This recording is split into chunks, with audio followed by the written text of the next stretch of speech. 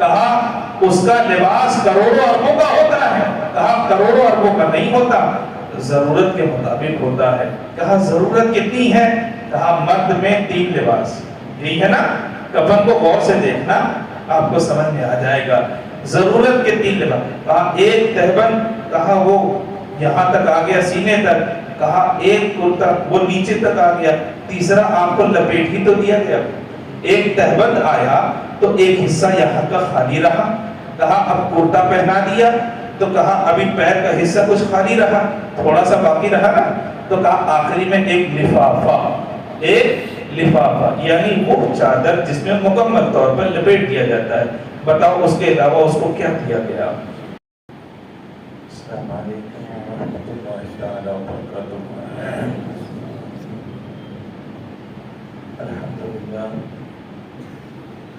الحمدللہ الذی فضل سیدنا ومولانا محمدا صلی اللہ تعالی علیہ وسلم علی العالمین جميعا وأقامه يوم القيامة للمذنبين المتلوثين الخطائين الهالكين شفيعا، فصلى الله تعالى عليه وسلم وبارك عليه ومن هو محبوب ومرضي لديه صلاة تبقى وتدوم بدوام الملك الحي القيوم، ونشهد أن لا إله إلا الله وحده لا شريك له، ونشهد أن سيدنا مولانا محمدا عبده ورسوله بالهدى ودين الحق يرسله، أما بعد فأعوذ بالله من الشيطان الرجيم، بسم الله الرحمن الرحيم، وأما من خاف مقام ربه ونهى النفس عن الهوى صدق الله العظيم وبلغنا رسوله النبي الأمين المتين الكريم، ونحن على ذلك لمن الشاهدين والشاكرين، والحمد لله رب العالمين۔ جس آیت کریمہ مقدسہ معطرہ کو میں نے پڑھا، اس سلسلے میں کچھ عرض کرنے سے پہلے آئیے ہم اور آپ مل کر کے نہایت ہی عقیدت و محبت کے ساتھ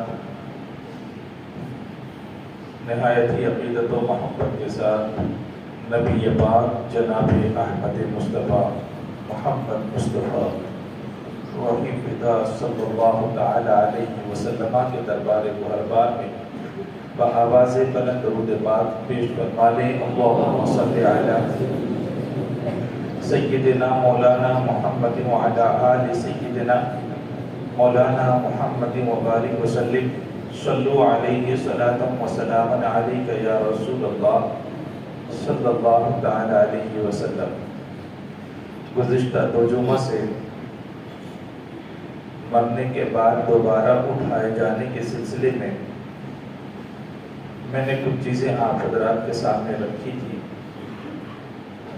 اور یہ بھی بتانے کی کوشش کی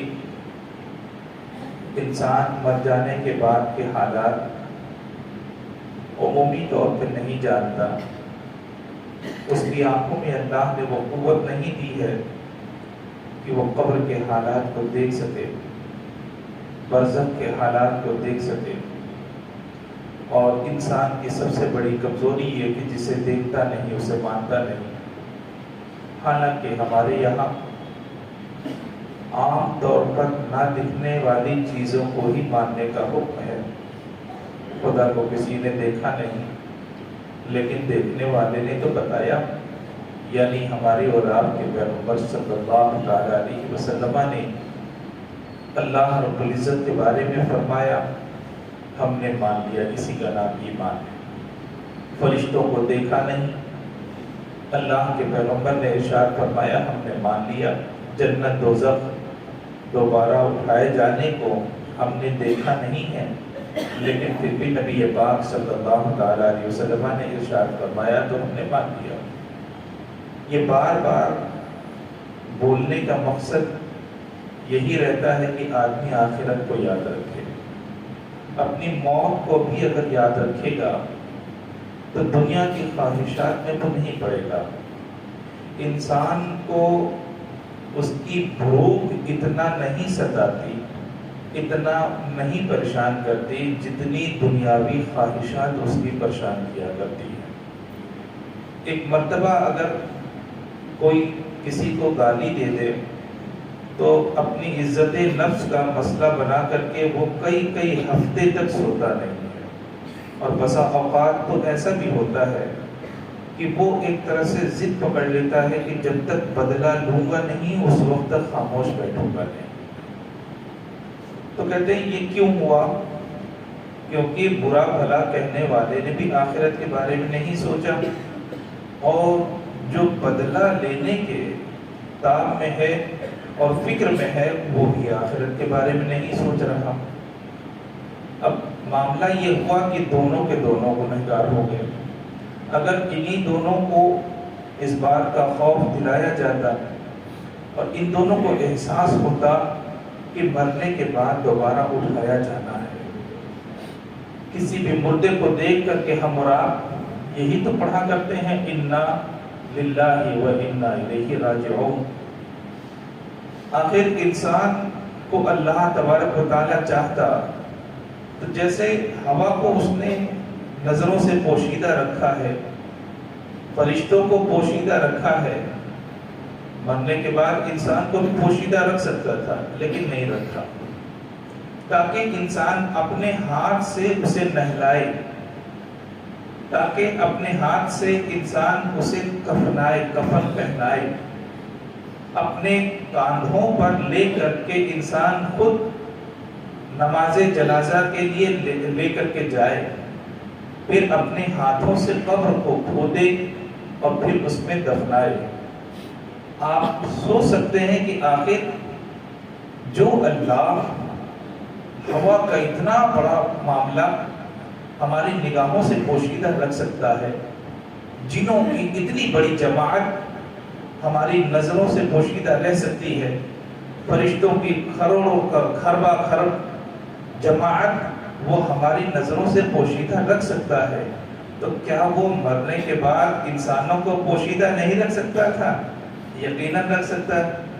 میرا رب ان اللہ علی کل شیء قدیر، میرا رب ہر شے ممکن پر قادر ہے، وہ چاہتا ایسا کر سکتا، لیکن اس نے ایسا نہیں کیا، تاکہ انسان اپنی آنکھوں سے دیکھے کہ اس کا ہوتا کیا ہے، اپنے ہاتھوں سے نہلائے تاکہ اسے اس بات کا احساس رہے آج میں ان کو نہلا رہا ہوں، کل مجھے بھی تو کوئی ہاتھ نہلانے والا ہوگا، تاکہ اس بات کا احساس رہے کہ آج میں ان کو کفن، سامنے والے کو کفن پہنا رہا ہوں، کل مجھے بھی تو یہی کفن پہنایا جائے گا۔ پھر گہوارے میں ڈال کر کے کندھے پہ اٹھا کر کے ساتھ ساتھ چلا جاتا ہے، تسبیح تحلیل کیا کیا چیزیں پڑھی جاتی ہیں۔ کہتے ہیں یہ کیوں کروایا گیا؟ تاکہ اس بات کا انسان کو ایک زمانے تک احساس رہے، اس کا ہاتھ گواہی دے، اس کے کندھے گواہی دے کہ میں جس کو اٹھا کر کے لے گیا ہوں کل کوئی اور بھی تو کندھا ہوگا جو مجھے اٹھائے گا۔ ان باتوں کو احساس دلانے کے لیے اللہ تبارک و تعالیٰ نے ان تمام چیزوں کو ہماری نظروں کے سامنے رکھا۔ ہم اپنی نظروں کے سامنے دیکھتے ہیں کہ ایک قبر کھودنے والا ہوتا ہے، قبر باقاعدہ کھودی جاتی ہے، ہم اپنی نظروں کے سامنے قبر کو تیار کراتے ہیں، اتنی لمبی ہونی چاہیے، اتنی چوڑی ہونی چاہیے، اتنی گہری ہونی چاہیے۔ تو آخر آج ہم قبر کے پاس کھڑے ہیں اور قبر والے کے لیے قبر کو تیار کرا رہے ہیں، کل کوئی ہماری جگہ پہ کھڑا ہوگا اور کل ہمارے لیے بھی تو وہی تیار کرائے گا۔ تو سوچو مسلمانوں، اللہ تبارک و تعالیٰ ہر شے پر قادر ہے، لیکن مرنے کے بعد اس نے انسانوں کو فوراً نگاہوں سے چھپایا نہیں کہ ان کا انجام دیکھ لینا، تمہیں خود کا انجام سمجھ میں آ جائے گا، تمہیں خود کا انجام سمجھ میں آ جائے گا۔ جانتے ہو نبی پاک صلی اللہ تعالی علیہ وسلم نے ارشاد فرمایا کہ موت کے قریب ایک 4 فرشتے حاضر آتے ہیں، موت کے قریب 4 فرشتے حاضر آتے ہیں، اور ان 4 فرشتوں میں سے ایک ایک کر کے کلام کرتا ہے۔ پہلا کلام کرنے والا یہ کہتا ہے کہ اے مرنے والے سن، میں پوری دنیا میں گھوم کر کے آیا ہوں، سارے جنگلات کو دیکھ کر کے آیا ہوں، انسانوں کی آبادی کو دیکھ کر کے آیا ہوں، سارے پہاڑ پر میں نے نظر ڈالی ہے، ہر جگہ گھوم کر کے آیا ہوں۔ میں نے یہ پایا کہ پوری کائنات میں کسی بھی ایک مقام پر تیرے ایک قدم رکھنے کی بھی جگہ نہیں ہے، یعنی تیرے ایام ختم ہو گئے ہیں، دنیا سے تیرا معاملہ اٹھا لیا گیا، یعنی پوری دنیا میں ایسا نہیں ہے کہ تو اگر مر رہا ہے تو تجھے اس بات کا احساس ہو کہ میں مر رہا ہوں، ساری دنیا میں ابھی چاہتا تو مجھے زندہ رکھا جا سکتا تھا۔ کہا نہیں، فرشتہ یہ کہتا ہے ساری کائنات ساری دنیا گھوم کر کے آیا ہوں، پوری روئے زمین پر یہاں تک کہ پہاڑوں پر بھی تیرے لیے ایک قدم کی بھی جگہ نہیں باقی رکھی گئی ہے، اللہ نے وہ حکم اٹھا لیا ہے، اب تجھے زمین کے اوپر نہیں رہنا۔ اللہ اکبر۔ پھر ایک دوسرا فرشتہ حاضر آتا ہے اور وہ ارشاد فرماتا ہے کہ پورے دنیا کے سمندروں میں اور پورے دنیا کے جو نہریں، دریا اور جتنے بھی پانی کے ذخائر ہیں، بڑے بڑے چشمے، میں سب جگہ گھوم کر کے آیا ہوں اور میں نے یہ پایا کہ پوری دنیا کے اتنے بڑے حصے میں جو پانی ہے، اب تیرے لیے ایک ہونٹ بھی پانی اللہ نے باقی نہیں رکھا، یعنی یہ جو پانی ہے وہ اب دوسرے کا نصیبہ ہے، تیرے نصیب میں اللہ رب العزت نے پانی کو نہیں رکھا۔ سارے دریا کو دیکھ کر کے آیا۔ آج بھی دنیا زمانہ جانتا ہے سمندر کتنا گہرا ہے بھائی، سمندر کہتے کہ ابھی بھی ایک حصے میں دنیا ہے، 3 حصے میں پانی ہے، کتنا گہرا، دنیا آج بھی نہ پتہ لگا سکی کہ سمندر کی ہر جگہ کی گہرائی کیا ہے۔ لیکن وہ فرشتہ جو حاضر آتا ہے وہ یہ کہتا ہے میں نے اس کو بھی دیکھ لیا اور اس کی بھی تحقیق کر لی کہ اتنا گہرا ہونے کے باوجود بھی، دنیا میں اس قدر پانی ہونے کے باوجود بھی، اے بننے والے، اللہ نے تیرے لیے ایک ہونٹ پانی بھی اب باقی نہیں رکھا ہے، یہ جو پانی کا حصہ ہے وہ اب دوسروں کے لیے ہے، تیرے لیے نہیں ہے۔ اللہ اکبر۔ 2 فرشتے اپنا بیان دے رہے ہیں کہ پوری روئے زمین میں تیرے رہنے کے لیے ایک قدم کی بھی جگہ باقی نہیں رکھی گئی ہے، اور دوسرا کہہ رہا ہے کہ ساری دنیا کے پانی کے ذخائر کو میں دیکھ چکا، چاہے وہ دریا ہو، سمندر ہو، کہتے ہیں بڑے بڑے چشمے ہی کیوں نہ ہو، زمین کے اندر رہنے والا پانی ہی کیوں نہ ہو، اللہ نے تیرے لیے پانی کا حکم اٹھا لیا ہے، اب تجھے ایک ہونٹ بھی پانی نہ دیا جائے گا۔ یعنی ایسا نہ ہو کہ میں زندہ رہ سکتا تھا، پانی اگر مل جاتا تو فرشتہ پہلے ہی آ کر کے بول دیتا ہے نہیں، اب تیرے لیے پانی بند کر دیا گیا ہے۔ اللہ اکبر۔ اب تیسرا فرشتہ آتا ہے، اب وہ تیسرا فرشتہ آتا ہے اور وہ ارشاد فرماتا ہے کہ دنیا کی جتنی بھی زرخیزی ہے، جتنی بھی کھانے پینے والی چیزیں ہیں، چاہے وہ غلے ہوں، چاہے وہ پھل ہوں یا دوسری اشیاء ہوں، کوئی بھی، اب اس نے یہ کہا، وہ یہ کہتا ہے سارے دنیا کے ذخائر جہاں پر کھانے پینے کی چیزیں موجود ہیں، اللہ نے تیرے لیے تیرے نام پر ایک دانہ بھی نہیں رکھا ہے، اب ایک دانہ بھی تیرے نام پر نہیں رکھا ہے۔ اتنا بڑا ذخیرہ تو موجود ہے لیکن تیرا نہیں ہے، تیرا ختم ہو گیا ہے۔ اب وہ فرشتہ اس بات کا اظہار کرتا ہے تیرا وقت پورا ہو گیا، اب تجھے دنیاوی کھانا نہیں کھانا ہے، دنیاوی کھانا اب تیرے اوپر بند کر دیا گیا۔ یہ تیسرا فرشتہ ہوتا ہے۔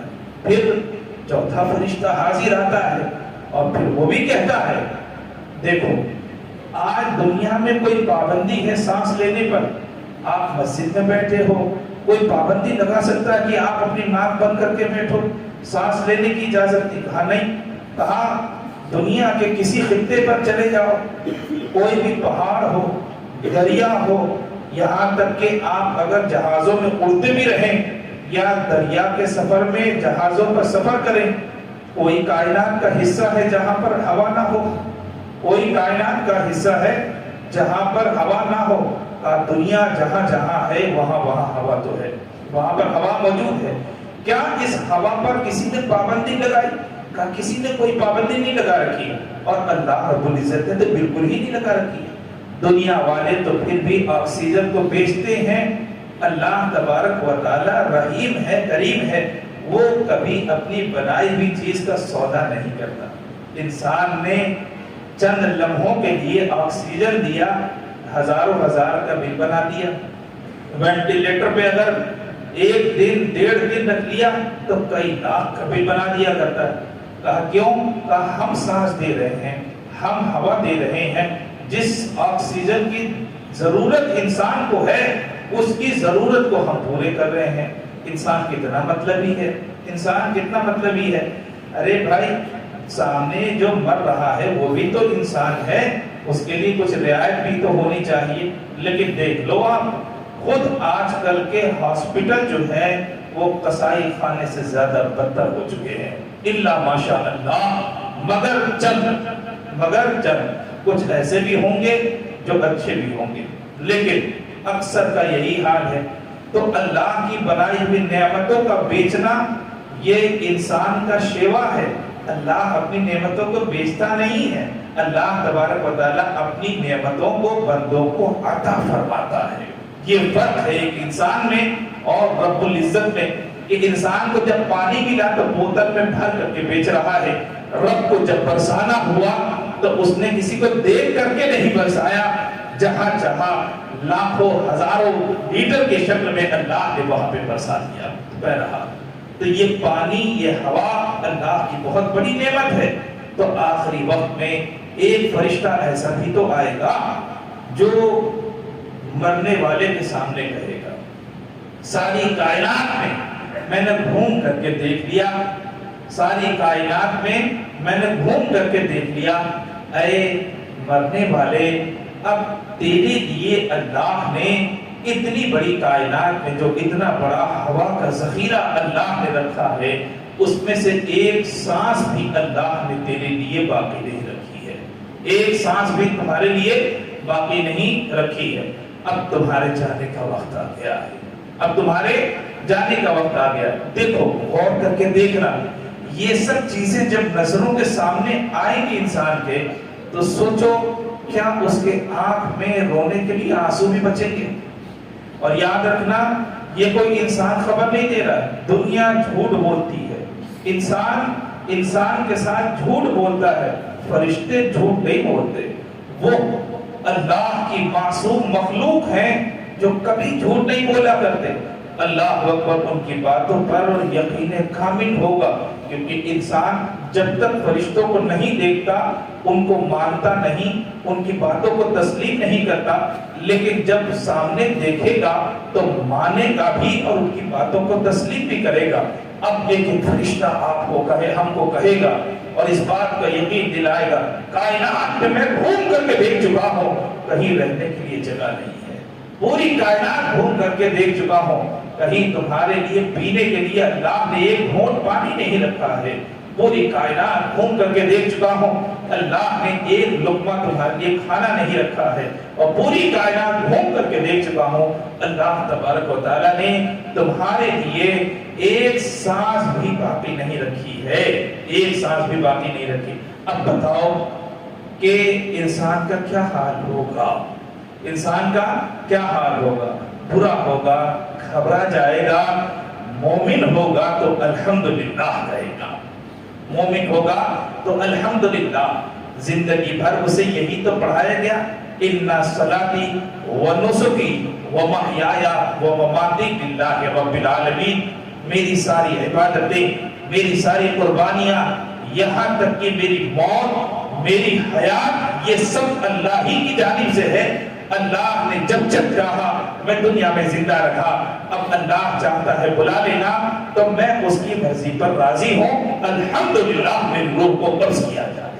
تو دیکھو یہ باتیں تو ہوتی ہیں، انسان کو جدائی کی کتنی ستاتی ہے، اس کا ایک مرحلہ آپ دیکھو۔ ایک نکاح ہوتا ہے، بیٹی آپ کے گھر سے گئی، کہاں گئی؟ کہا وہ قبر میں تھوڑی نہ گئی، کس کے ساتھ؟ کہا جس کے ساتھ زندگی گزارنی ہے اس کے ساتھ گئی۔ آپ کو بھی اچھی طرح سے معلوم ہے، آپ کو بھی اچھی طرح سے معلوم ہے کہ جس کے ساتھ نکاح ہوا ہے وہ عقل مند ہے، انسان ہے، وہ اپنی ذمہ داریوں کو نبھائے گا، ہے کہ نہیں؟ آپ کو بھی اس بات کا اچھی طرح سے، ہم کو بھی اس بات کا اچھی طرح سے احساس ہے کہ جانے والی جو جا رہی ہے اس کو دفن کرنے کے لیے تھوڑے نہ لے جا رہے، اس کو تو زندگی گزارنے کے لیے ایک گھر دیا جائے گا، شوہر ہوگا اور زندگی کی ساری نعمتیں نچھاور کرنے کی کوشش کی جائے گی۔ سب جانتے ہیں اچھا لباس اس وقت پہنایا گیا، اچھا زیور اسے پہنایا گیا، اچھے سے اچھے کپڑے اسے دیے گئے، سب سے اچھے کپڑے اس وقت ہی دیے گئے، لیکن پھر بھی بتاؤ یہ رونا دھونا ہوتا کیوں ہے؟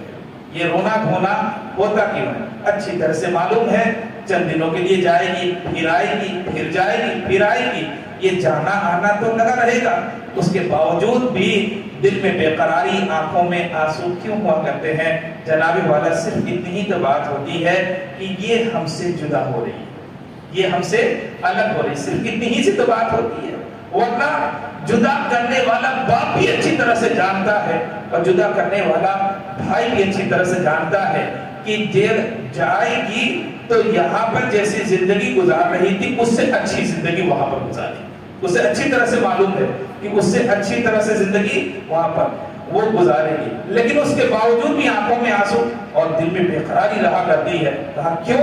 ارے بھائی پالا ہے، میں نے پوچھ کے دیکھو، پالا ہے، لخت جگر ہے، جگر کا ٹکڑا ہے، ہمارے جسم کا حصہ ہے، الگ کریں گے تو درد کا ہوگا۔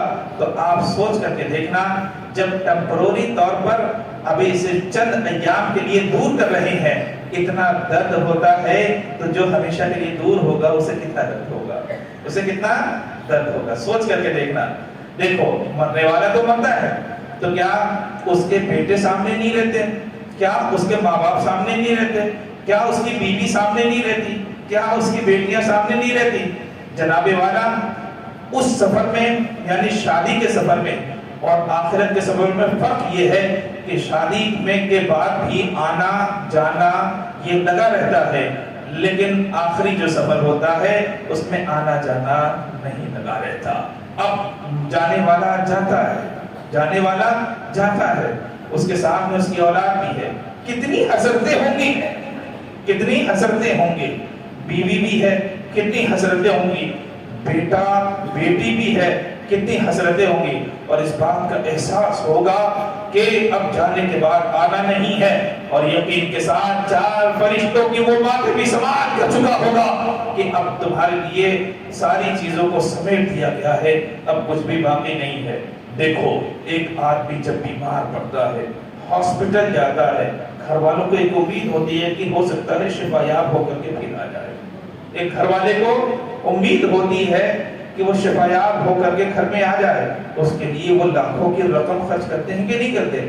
غیروں کے سامنے اپنا ہاتھ پھیلا دیا کرتے ہیں، وہ قرضہ لینے سے بھی نہیں جھجکا کرتے، کیوں؟ مولا اس کی سانسیں برقرار رہ جائے، مولا اس کی سانسیں برقرار رہ جائے۔ تو ہاسپٹل بھی گیا تو ایک انسان کو گھر والوں کو امید ہوتی ہے، جا تو رہا ہے لیکن پلٹ کر کے آئے گا، ہے کہ نہیں؟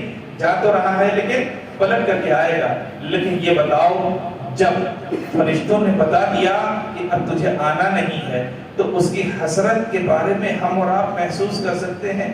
واللہ اس وقت تو ایسا حال ہو جائے گا کہ رونے کے لیے آنسو بھی نہیں بچیں گے، رونے کے لیے آنسو بھی نہیں بچیں گے۔ اب سنو، میں نے آپ سے یہ عرض کیا، مومن جو ہوتا ہے وہ ہمیشہ موت کو، آخرت کو یاد رکھتا ہے، اسی لیے دنیا میں خواہشیں نہیں پالتا ہے نا۔ آپ اس چیز کو یاد رکھنا، دنیا میں ضرورت پوری کرنے کا حکم ہے، خواہش پوری کرنے کا حکم نہیں ہے نا۔ لوگ عام طور پر شادیوں میں یہ بولتے ہیں یہ خواہش پوری کر لی جائے، اس کے بعد کون ہے، ایک ہی تو بیٹا ہے ہمارا، ہے نا۔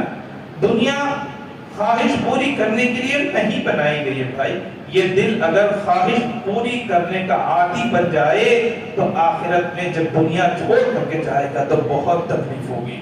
اس کو جو بنایا گیا ہے وہ ضرورت پوری کرنے کے لیے۔ کیا آپ اور ہم نہیں دیکھتے؟ کیا آپ اور ہم اپنی عبرت بھری نگاہوں سے نہیں دیکھتے؟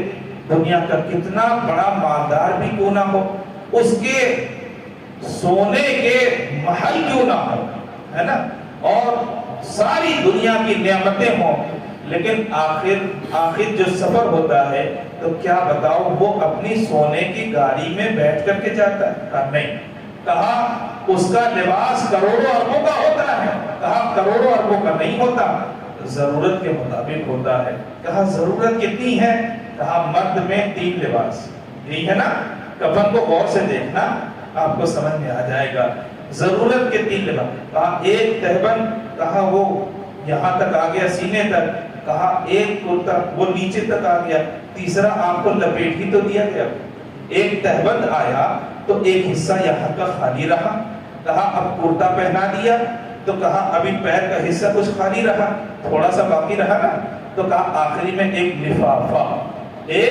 لفافہ، یعنی وہ چادر جس میں مکمل طور پر لپیٹ دیا جاتا ہے۔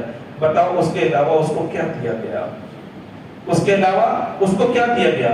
کہا جب پورا ہی برہنہ تھا تو ایک تہبند پہنایا گیا، اور تھوڑا سا حصہ خالی رہ گیا تو کرتا پہنایا گیا، وہ بھی سلا ہوا نہیں، بے سلا ہوا۔ کہا اوپر سے کرتا پہنایا گیا، کہا ابھی سر اور ابھی پیر کا حصہ باقی ہے، وہ ضرورت کو پورا کرنے کے لیے ایسا نہیں ہے کہ کئی ہزار میٹر کپڑے کی ضرورت پڑے، نہ، اتنا ہی کپڑا دیا گیا جس میں کہ اس کا سر چھپ جائے اور اس کا پاؤں چھپ جائے۔ اسی کا نام بھائی ضرورت ہے، یہی دنیا ہے، اتنا ہی انسان لے کے جائے گا، واللہ العظیم اس سے زیادہ کچھ نہیں لے کر کے جائے گا، اس سے زیادہ کچھ نہیں لے کر کے جائے گا۔ پیر چھپ جائے، سر چھپ جائے، بس اتنا ہی وہ لے کر کے جائے گا۔ پال لے جتنی خواہشیں پالنی ہے تجھے، جتنی خواہشیں پوری کرنی ہے کر لے، دنیا میں جب سانسیں ختم ہو جائیں گی تو واللہ ایک لمحے کے لیے فرصت نہیں دی جائے گی۔ اب انسان جو دنیا میں خواہشیں پورا کرتا آیا اور ہمیشہ اپنی رائے کو اس نے فوقیت دی، میں یہ کہہ رہا ہوں یہ ہونا چاہیے، میں یہ کہہ رہا ہوں یہ ہونا چاہیے، یہ دنیا میں سے نہیں چل رہی، یہ اللہ کے حکم کے مطابق چل رہی ہے۔ ایک جو انسان زندگی بھر بولتا آتا ہے میرا حکم ہے، میری بات ہے، میرا کہنا ہے، بتاؤ تو وہ کبھی اپنی موت کا حکم دے دے گا؟ کبھی نہیں دے گا۔ لیکن اللہ جب موت کا حکم دے گا تو بتاؤ اس کا اپنا کچھ چلے گا؟ اپنا کچھ چلے گا؟ اپنا ایک لمحے اور ایک سیکنڈ کے لیے بھی نہیں چلے گا۔ تو بات سمجھ میں آتی ہے، کائنات میں جو کچھ چل رہا ہے وہ میرے رب کا چل رہا ہے، جو کچھ چل رہا ہے وہ میرے رب کا چل رہا ہے۔ انسان اگر موت کو، آخرت کو یاد رکھے تو خواہشیں پالے گا ہی نہیں، خواہشیں پالے گا ہی نہیں۔ دنیا یاد رکھو ضرورت پوری کرنے کی جگہ ہے، خواہش پالنے کی جگہ نہیں ہے، خواہشیں پوری کرنے کی جگہ نہیں ہے۔ ایک مثال دیتا ہوں آپ کو، ہماری شریعت مطہرہ میں ایک انسان اگر سمندر کے کنارے بیٹھ کر کے وضو کرے، بتاؤ سمندر میں کتنے ہزار، کتنے لاکھ، کتنے کروڑ لیٹر پانی موجود ہے کہ نہیں ہے؟ ایک سمندر میں کروڑوں لیٹر پانی موجود ہے۔ کہا پانی کی کیا کمی تھی؟ کوئی کمی نہیں ہے، کوئی کمی نہیں ہے۔ کیا پانی اس کے استعمال کرنے کی وجہ سے سمندر سوکھ جائے گا؟ فرمایا کہ سمندر سوکھے گا نہیں، اس کی کیا اوقات ہے؟ ان جیسے لاکھوں انسان بھی اگر سمندر کے پانی کو استعمال کرے تو سمندر کا پانی ختم نہیں ہوگا۔ لیکن اس کے باوجود بھی وہ شخص سمندر کے کنارے بیٹھ کر کے بھی اگر وضو کرتا ہے، شریعت مطہرہ یہی کہتی ہے وضو میں جتنے پانی کی ضرورت ہے اتنا ہی لینے کی اجازت ہے، ایک قطرہ سے زیادہ لینے کی اجازت نہیں ہے۔ بس ایک قطرہ، بھائی ایک سوال یہ ہے کہ کروڑوں لیٹر جب پانی موجود ہے زیادہ لینے کی اجازت کیوں نہیں ہے؟ تو شریعت مطہرہ یہی جواب دیتی ہے جناب آپ دنیا میں ضرورت پوری کرنے کے لیے بھیجے گئے ہیں، خواہش پوری کرنے کے لیے نہیں بھیجے۔ یہ بات یاد رکھنا، دنیا میں کوئی انسان خواہش پوری کرنے کے لیے نہیں بھیجا گیا ہے، وہ ہمیشہ ضرورت پوری کرنے کے لیے بھیجا گیا ہے۔ تو اب چاہے وہ کھانے پینے کا معاملہ ہو، چاہے رہنے سہنے کا معاملہ ہو، انسان کو اتنی ہی اجازت ہے کہ وہ اپنی ضرورت کو پورا کر لے، اور جو خواہشیں پالتا ہے ظاہر سی بات ہے اسے بعد میں بڑی تکلیف ہوتی ہے۔ ان تمام چیزوں کو میں چھوڑ کر کے جا رہا ہوں۔ اللہ کے حبیب صلی اللہ علیہ وسلم نے ارشاد فرمایا، انسان جب دنیا چھوڑ کر کے جاتا ہے، انسان جب دنیا چھوڑ کر کے جاتا ہے تو اس کے رشتے ناطے ابھی ختم تو نہیں ہوتے نا، ابھی ختم نہیں ہوتے، ابھی روح نکلی نہیں ہے، لیکن اتنا کمزور بنا دیا گیا، دیکھ سب کو رہا ہے، بات نہیں کر پا رہا۔ ہوتا ہے کہ نہیں عالم سکرات میں دیکھ سب کو رہا ہے، بات نہیں کر پا رہا۔ کیا مطلب؟ اب وہ فرشتوں کو دیکھ رہا ہے اور اس کو اس بات کا احساس ہے کہ یہ جو دوسری مخلوق آئی ہے وہ مجھے لے کر کے ضرور جائے گی، یہ جو دوسری مخلوق آئی ہے وہ مجھے لے کر کے ضرور جائے گی۔ اب رشتہ منقطع ابھی نہیں ہوا ہے، بیٹا بیٹا ہے، باپ باپ ہے، ماں ماں ہے، بیٹی بیٹی ہے، بیوی بیوی ہے، ہر ایک کے ساتھ وہ محبت کا سلوک ہی تو کرتا تھا۔ گیا تھا باہر کمانے کے لیے، کس کے لیے محنت کیا بھائی؟ کہا اولاد ہی کے لیے، تو گھر والوں کے لیے۔ تو اب جب روح نکلنے کے قریب آئی، یہ سارے لوگ موجود تھے، تو وہ محبت زندگی بھر کرتا رہا، کبھی تو ان کے لیے محنت کرتا رہا۔ تو وہ محبت ایسا نہیں ہے کہ آخر میں ختم ہو جائے گی، آخر میں بھی باقی رہے گی، اور بڑی تکلیف ہوگی، بہت تکلیف ہوگی۔ سنو، اسی لیے شریعت مطہرہ میں کہا گیا کہ نکاح کرو تو اس لیے نہ کرو، نکاح کرو تو اس لیے نہ کرو کہ دنیا کی خوبصورت ترین بیوی تمہاری بیگم بنے گی، واللہ العظیم شریعت مطہرہ میں نہیں ہے۔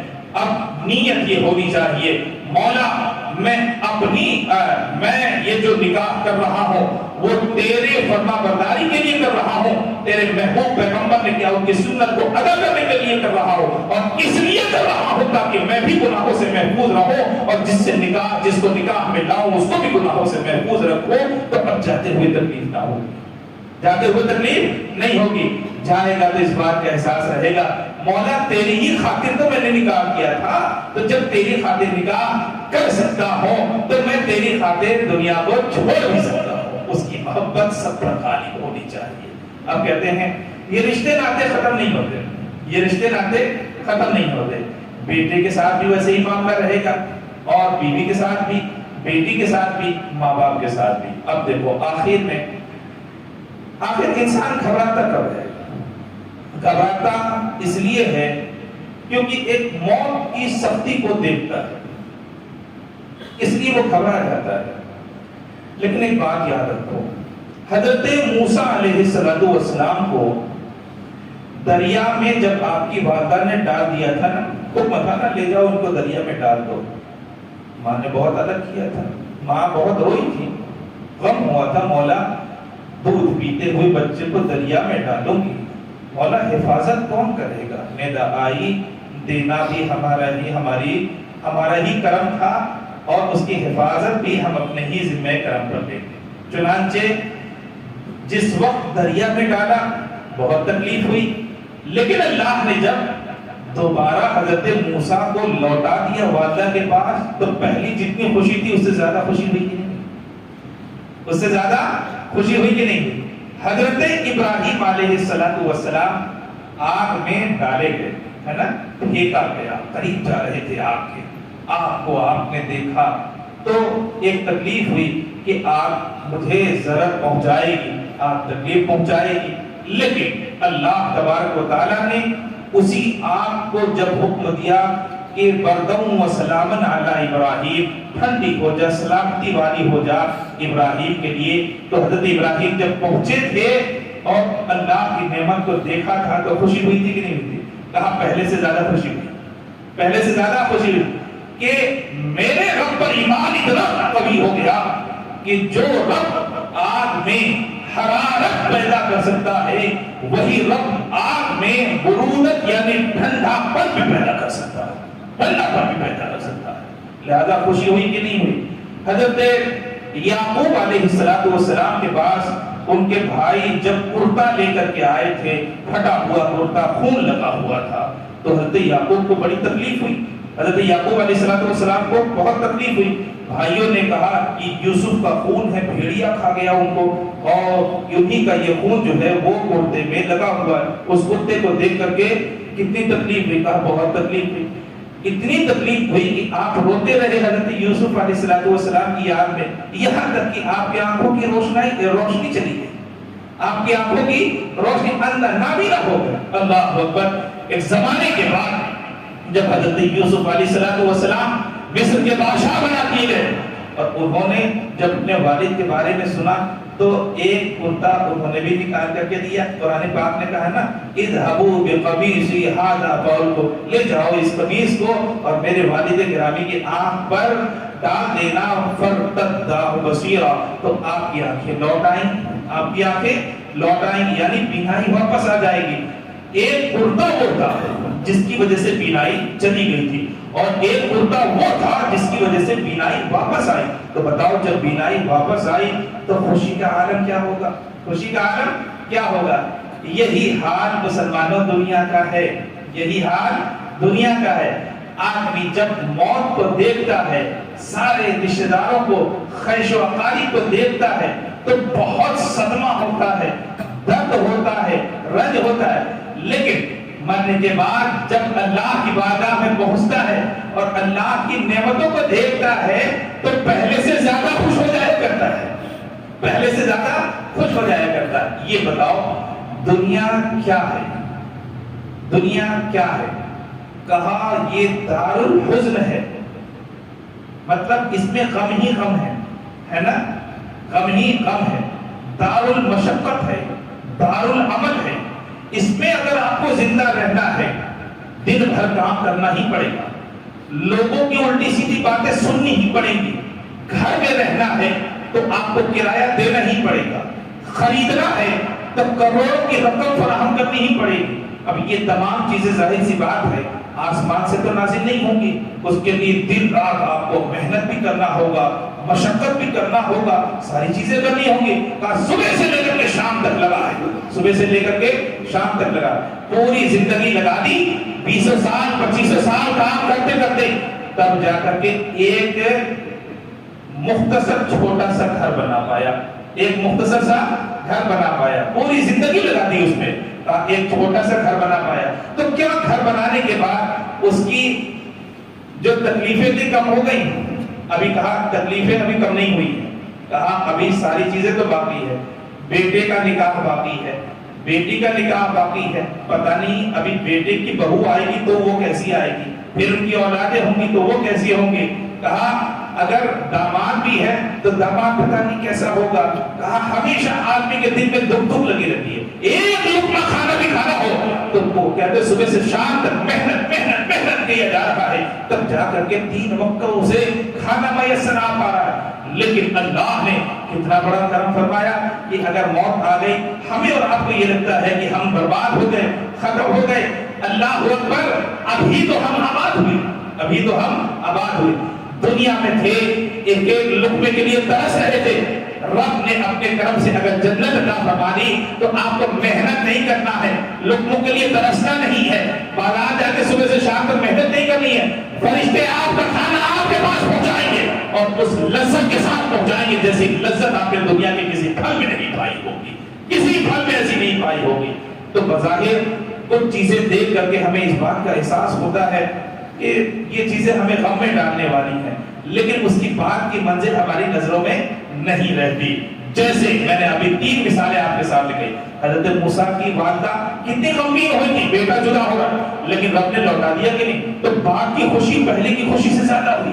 حضرت یعقوب کا آنکھیں چلی گئی تھی, لیکن جب آنکھیں لوٹ کر کے آئیں, یوسف علیہ السلام کو دیکھا, کتنی خوشی ہوئی. کہا پہلے سے زیادہ خوشی ہوئی, پہلے سے زیادہ خوشی ہوئی. پہلے دیکھا تھا تو اس وقت یوسف علیہ السلام پیغمبر ضرور تھے, لیکن اعلان پیغمبریت آپ نے نہیں فرمایا تھا. لیکن دوسری مرتبہ دیکھا تھا تو اللہ نے منصب پیغمبریت بھی عطا فرمائی تھی, اور ایک ملک مصر کا پورا بادشاہ بھی حضرت یوسف علیہ السلام کو بنا دیا تھا. تو باپ کے دل کو کتنی ٹھنڈک پہنچی, باپ کے دل کو کتنا آرام پہنچا. بعد والی نعمت پہلے والی نعمت سے اچھی ہے. اسی طرح سے انسان اگر موت سے صحیح سے گزر جائے تو کہتے ہیں بعد والی زندگی پہلے والی زندگی سے کہیں زیادہ اچھی ہوتی. رونا نہیں، یہ اللہ نے زندگی جو عطا فرمائی ہے، یہ اپنی فرما برداری کی عطا فرمائی.